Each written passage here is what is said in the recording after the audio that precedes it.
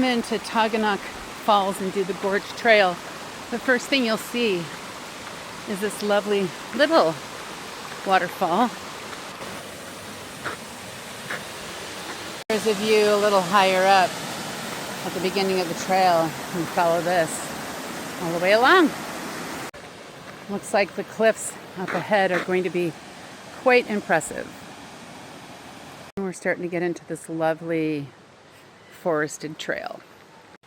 I always love when there's good signs on trails that you walk, and this one is about the peregrine falcon. And you know what I just learned?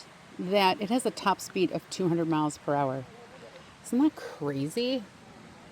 Yeah, was that good? I'm really enjoying this hike. We chose to walk down here on the bedrock. The trail for the Gorge Trail is right next to it. Can you see all those turkey vultures up there? They found something. These cliff walls are impressive. Wild raspberries along the trail. Very tart and delicious. Tart? Yeah, I mean there's a sweetness to them too. And there's a little snack on the trail.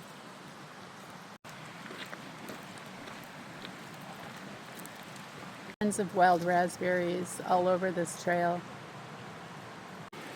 We're getting close to the waterfall. I love a nice bridge. This waterfall is taller than Niagara Falls. Can you believe it? It's 215 feet tall. There's no swimming allowed here, just viewing. And it's really beautiful. It's, you know, summer, so it's not as powerful as it could be, like in the spring with the snow runoff and such, but it's pretty impressive.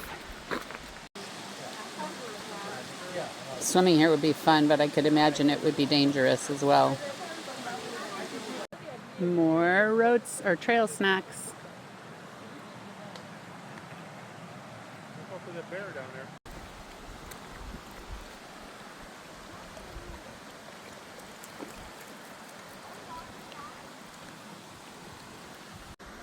Where are you going, Dexter?